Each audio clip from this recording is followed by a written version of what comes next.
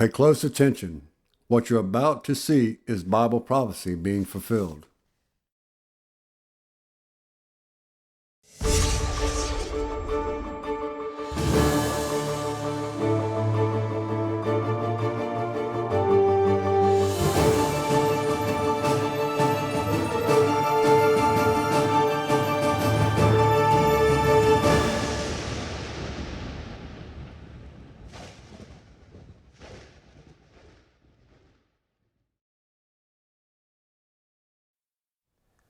Welcome to another edition of YPN News, bringing you news as it relates to Bible prophecy and foretold by Yeshua Hawkins. Well, we're going to have Uganda in the news yet once again. We spoke about them not very long ago, but this time is the passing of their anti-homosexual laws. Now, this is stirring a lot of debate and controversy in the international community, but Uganda has proven once again that there are certain things they don't want in their country. A new report showing that our Earth is sick, and of course more on the Ukraine-Russia war and its potential escalation toward nuclear. But first, Uganda is, like we said, in the news once again, and is putting into effect a law banning homosexuality in spite of international criticism. Well, the bill will set out to impose the death penalty for acts of aggravated homosexual activities, which include incest and sexual intercourse while HIV positive. Also, sex education for the gay community will be criminalized, along with it being a criminal offense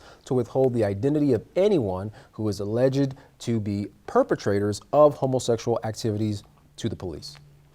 Well, a budget deal negotiated between President Biden and Speaker Kevin McCarthy passed in the House Wednesday night, and now Senate Republicans are pushing for more spending on defense. While this coming Monday, an unprecedented and disastrous government default could occur if Congress fails to act.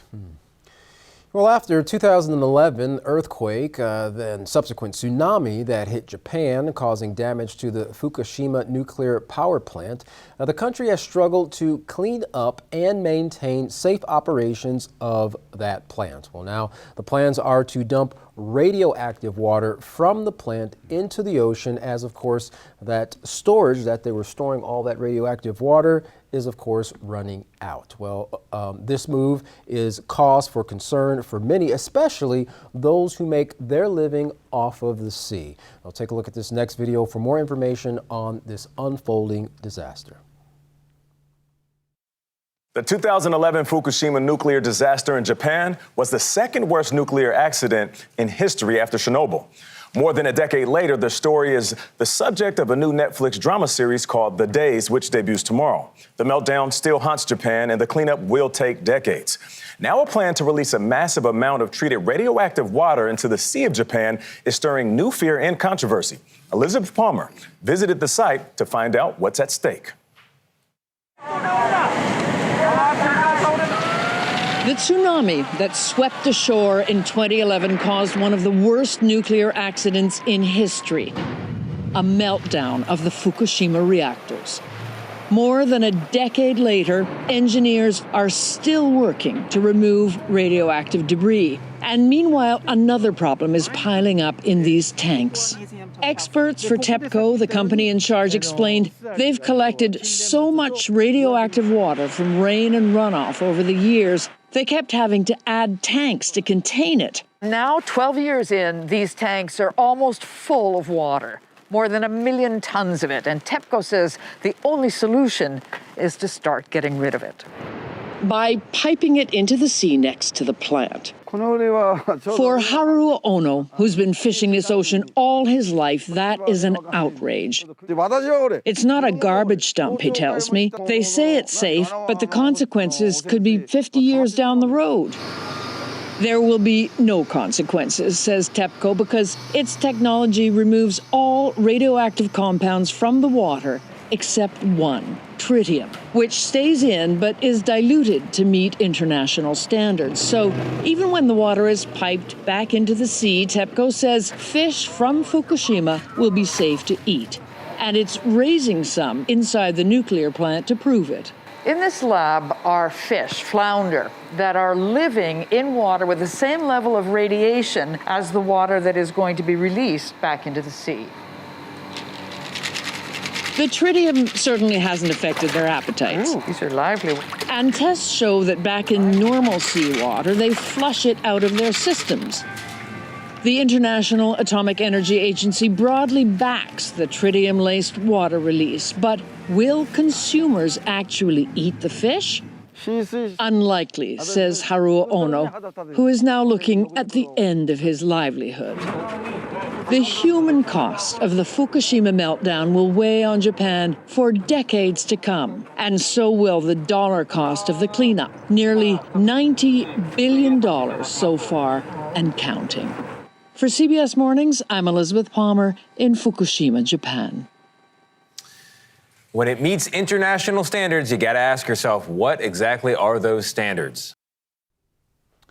$90 billion spent there, Katan, on the cleanup, and still they have a problem. Still, they're going to start dumping that. I think they said 1 million tons of contaminated water. They're going to start dumping it into the ocean. And of course, they're hoping that the ocean is going to dilute it, but we don't really know the full effects of what that's going to have on ocean life and, of course, subsequently, mankind as well. And I don't think I'd want to eat those fish that are being tested there in that contaminated nor would water. I want that rain falling on my land. Right.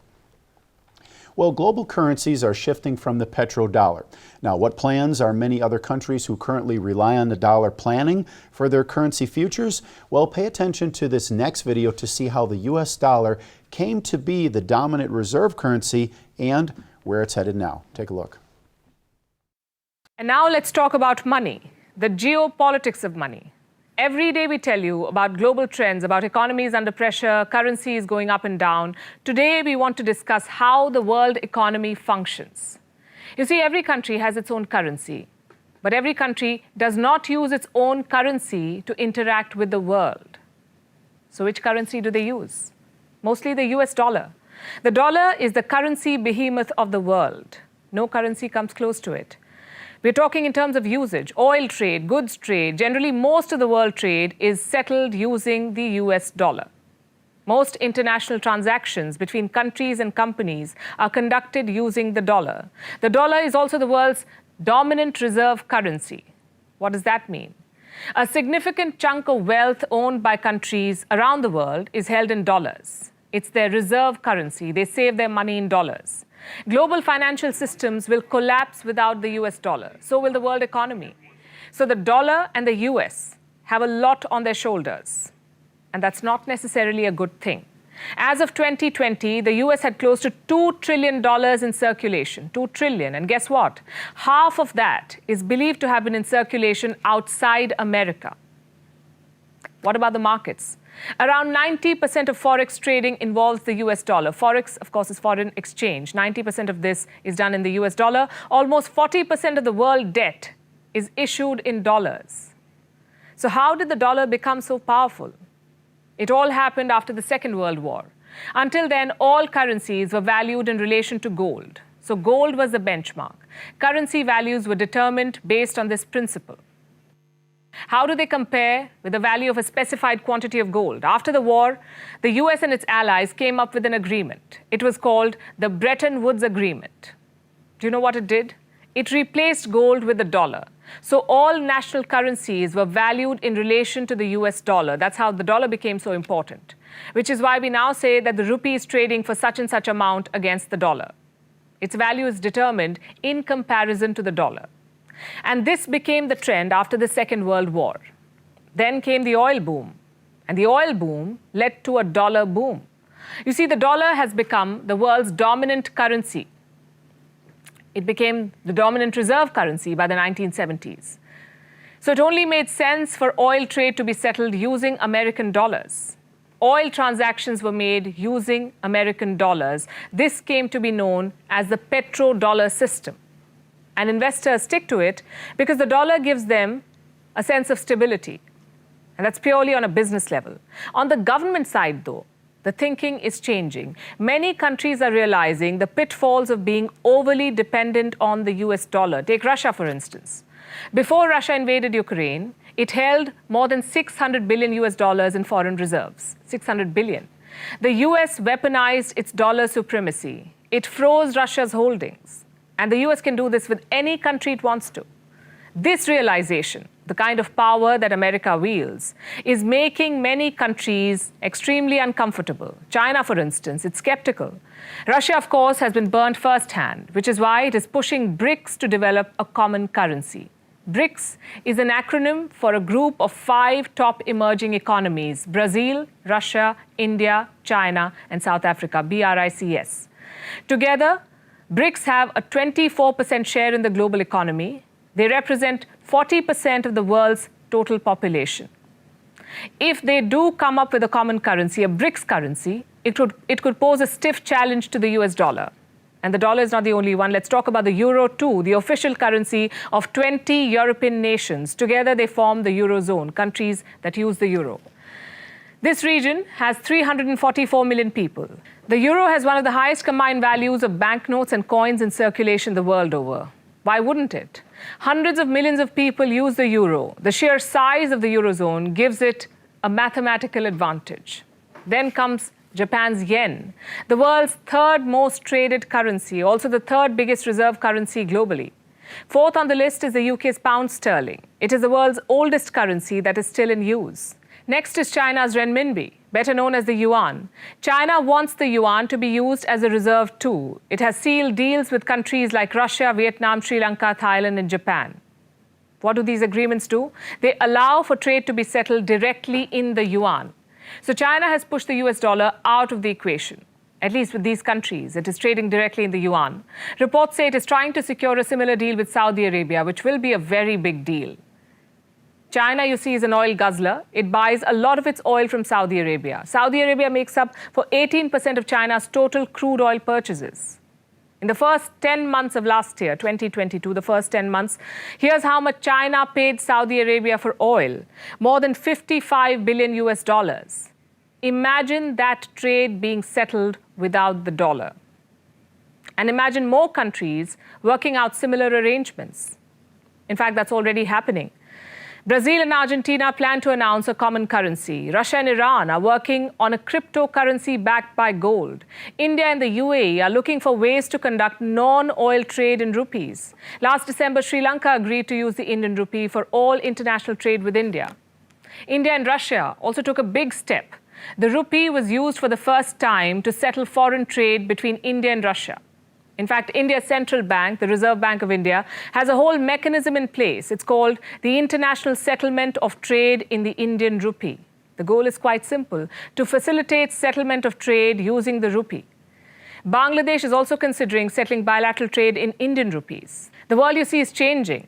Countries do not want their fortunes to be held in one currency, at the mercy of one country. The big currencies the world over have had it too good for far too long. Their uncontested rally may be coming to an end. Yeah, well, these moves are definitely a cause for the weakening of the dollar. And of course, that is, going to cause the United States to kind of scramble to maintain its dominancy with the US dollar. But of course, many countries, as we've seen before in previous reports, they're moving away from that and wanting to have a lot more flexibility with their currency. Yeah, in the United States, the dollar has been on top for so long. Now, if these other countries follow through, as many of them are already making the plans, but also some are already doing it, that is going to definitely have an effect there on the United States. That's right. Well, scientists at the Swedish-based Earth Commission, a climate research group, is warning that our Earth is sick. And the new study details how 7 out of 8 planetary safety limits have been breached and what it could spell for our future. Watch this next video for more information. Now let's talk about the world in general. Our planet is ill. This is according to scientists at Earth Commission. It's a Sweden-based climate research group. They've published a new study. It details how 7 out of 8 planetary safety limits have been breached. The co-chair of the group, Professor Joyita Gupta, gave an analogy. She described what would happen if the Earth went to a doctor.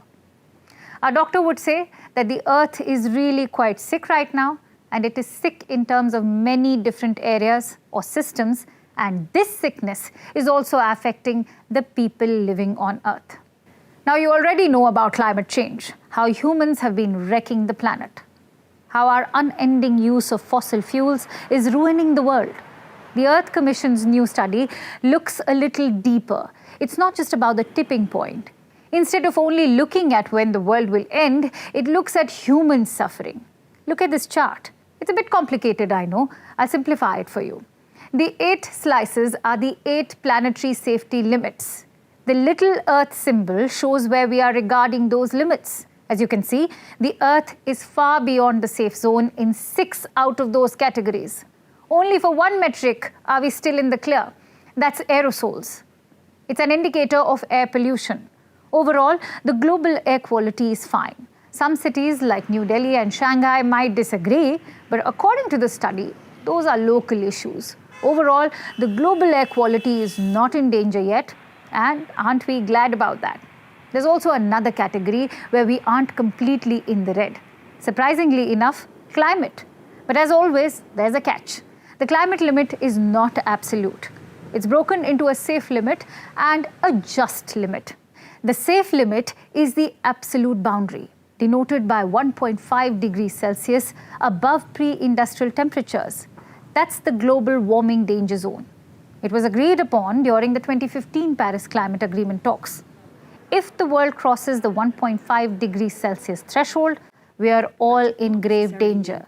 The polar ice caps will melt, forests will burn, cyclones will destroy the coasts. You know, the beginning of the end. But that's not the only thing that the scientists focused on. They also looked at the just limit.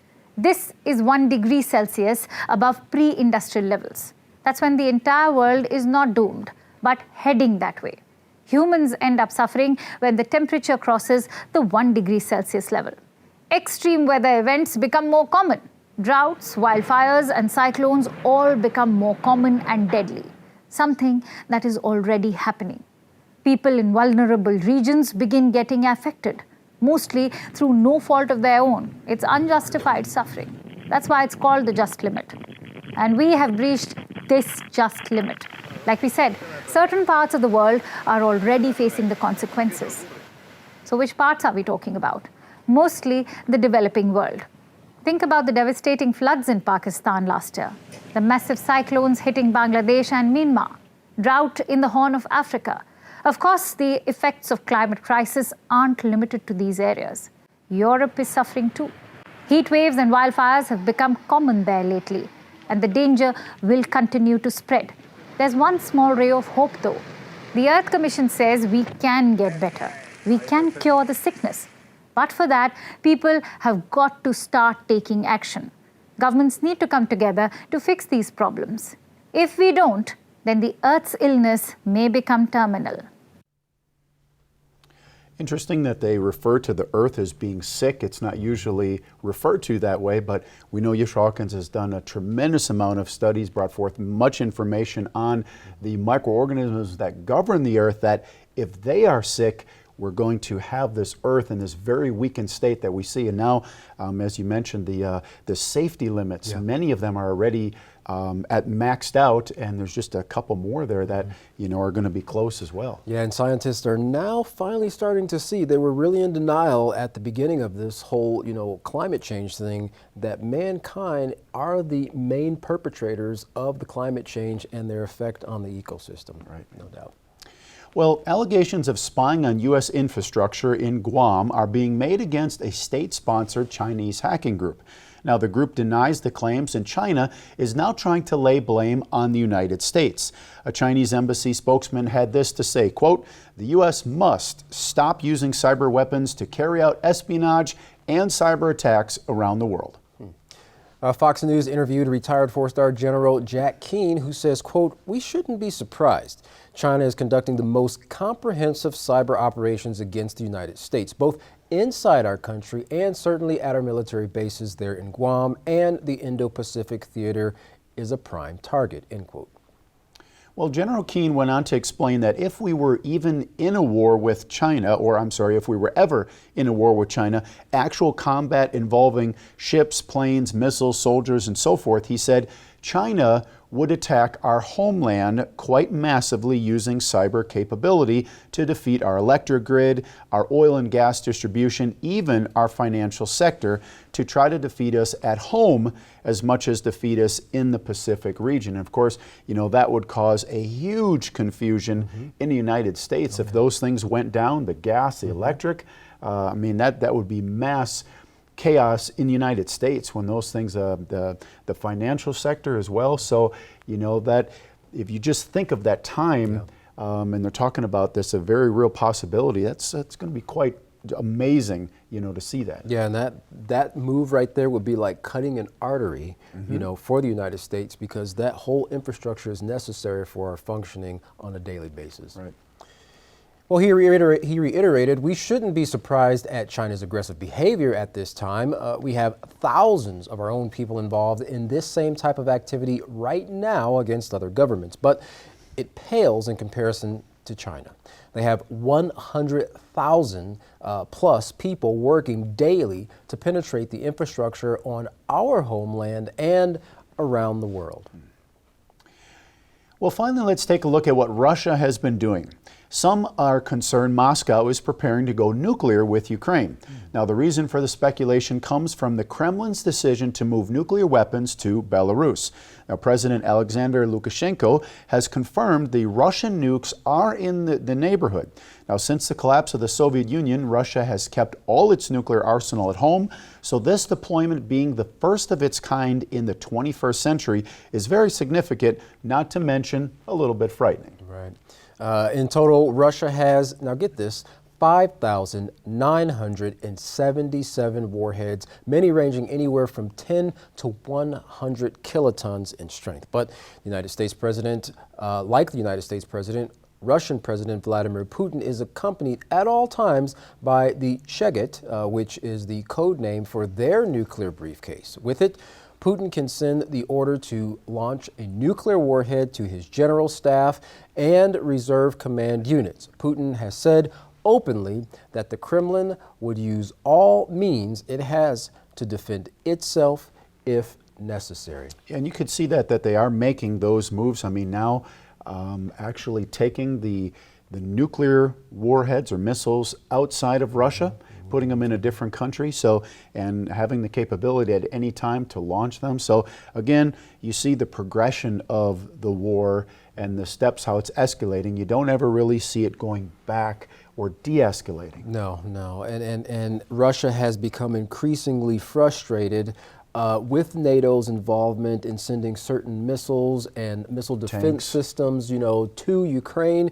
They've warned, if you send these things, you're going to push us more towards using nuclear weapons as a solution as this conflict continues to escalate. Right, and as you mentioned, NATO wasn't so out in the open about being involved in Ukraine at first, but now, they do. There's been countries that have said we're sending in these tanks and other military, equipment to help in the fight against Russia. So, Russia, like you said, they're going to feel like they're backed up there in the corner, and, the use of nuclear weapons, very much a possibility. Yeah, that's for sure.